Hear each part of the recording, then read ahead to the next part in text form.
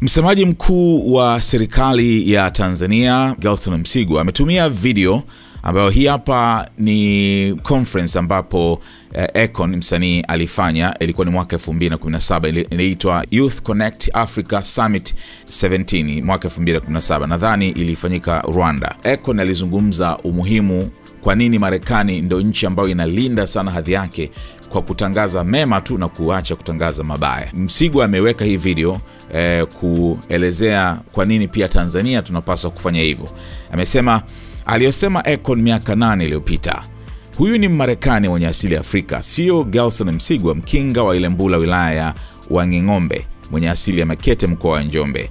Wale wa darasa la 5B kama mimi, Mwamba anasema hivi: 1, hii dunia ni namna unavyojitangaza. 2, ukijitangaza kwa ubaya utaonekana mbaya, ukijitangaza kwa uzuri utaonekana mzuri. 3, nchi ya kwanza inayojitangaza kwa uzuri ni Marekani. 4, wenye jukumu la kutangaza nchi kwa uzuri ni vyombo vya habari, wasanii, waandishi, wacheza filamu na kadhalika. 5, ukiangalia filamu za Marekani utaona Superman, Batman na wengi, lakini ukiangalia Afrika huwezi kuona ushujaa wa kina Shaka Zulu. 6, kuna Marekani kulikuwa na matukio zaidi ya 25 ya mauaji, lakini Kenya kulikuwa na matukio 2 tu yaliyohusishwa na ugaidi, lakini Kenya ilionekana ni hatari mpaka watu waliogopa kwenda. 7, vyombo vya habari vya Afrika kukitokea tatizo vinakimbilia kutangaza mabaya na kutoa simulizi mbaya, wakati wenzetu hawafanya hivyo. Akamalizia, haya tujiulize na tuwaulize wanaojiita waandishi wa habari wa vyombo vya kimataifa, wanaitangazaje Afrika? Ishi huko, #hatutaki tena. Niambie mtazamo wako kwa hiki ambacho amekiandika Msigwa.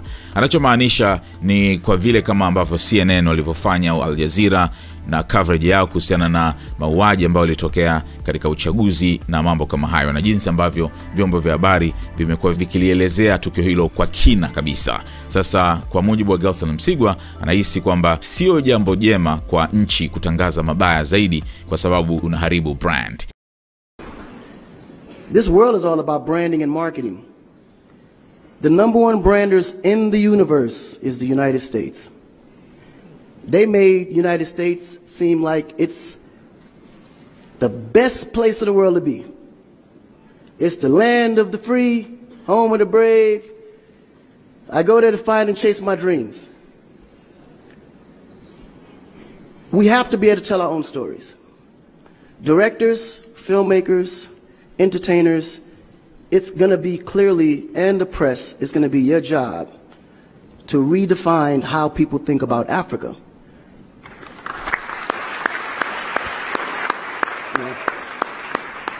Because you're here, you see what's going on. You clearly can see in a vivid picture the good, the bad, and the ugly. What you choose to put out there is what the world is going to get. Because I can tell you right now, in Chicago alone, there's more people dying in Chicago than there was in the war in Iraq. But you would never see that. There's a lot of things that's happening in the U.S. that you would never see because they choose to show you what they want you to see for. Yeah. It's about country integrity. You have a certain reputation you have to keep. No one puts their family business out into the street. One of the problems we have in Africa is that when something happens, the press is quick to put out negative energy and quick to put out a negative story. And then that story goes on to internet, and other broadcasting systems take it and they post it.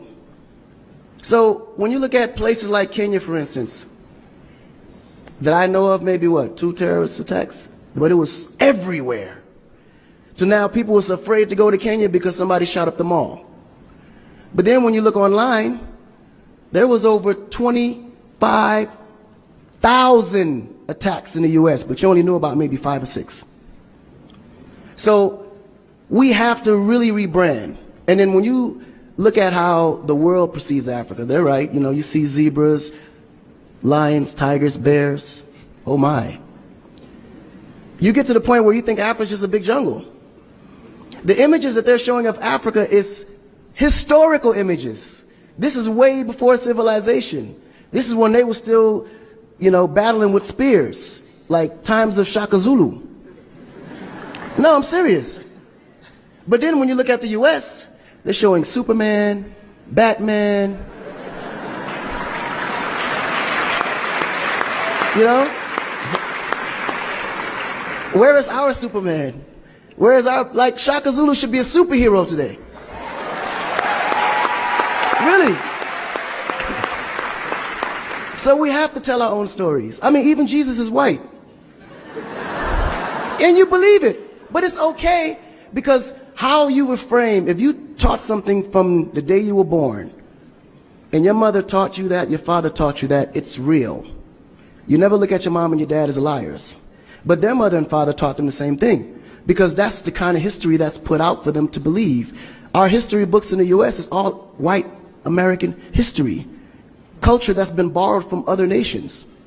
But Africa have to teach the same history of our ancestors, the great things that they have accomplished. You know? And it's going to be the jobs of directors like yourself, filmmakers like yourself, to narrate that story. How do we want to be perceived? How do we want that story to be narrated to the rest of the world? This younger generation, we kind of figured it out. Because now, when you look at hip-hop in America, every rapper is rich.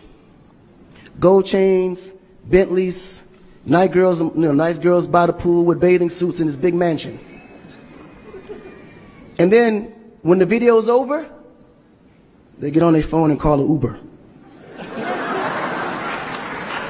They don't even come in the Bentley that you just saw in the TV. But you go to Nigeria, we got Wizkid, Davido, P-Square, all these guys driving a Bentley, Mercedes. They actually own those cars. That's the difference. But if we don't translate that, they will never know. They think we're going to leave the shoot and go home on a horse or a zebra. Because that's what they know. This is why African Americans are so afraid of Africa. You mention Africa, they start shaking. There's so much fear. They don't know how to translate that. It was just recent that people are now saying, yeah, man, you know what? I rock with Africans, man. You know what I'm saying? I want to do some collaborations, man. Yo, man, I need an Afrobeat remix, you know what I'm saying? But before, they'd be like, man, I don't know that dude. I'm not putting him on my record. So the younger generation is slowly understanding how you have to rebrand the culture, because the culture has adapted. They've actually took everything that we've created and made it look better. They made a superstar look like a superstar. When I look on TV and I see our biggest entertainers, they don't look like stars. That's why you can't really respect the entertainer. If a politician saw a singer, he'd just be like, oh, he's just a local singer. But if he go to that local singer's performance, he may sell out the stadium because he has a huge influence, but the image is not there. So we have to take the image as a huge accountability for ourselves and realize that Africa really does have a reputation. But if we allow our stories to be told, our stories will be told according to their agenda on what they need to be able to benefit from Africa. So we have to tell our story so we can be able to understand how we can utilize that story to benefit for our agenda. You know?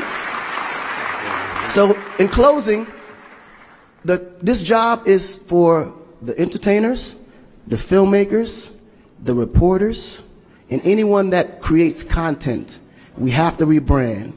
And we have to rebrand it in the way that we see it and tell the story to where they can understand it, feel comfortable, and want to come here and invest. All right?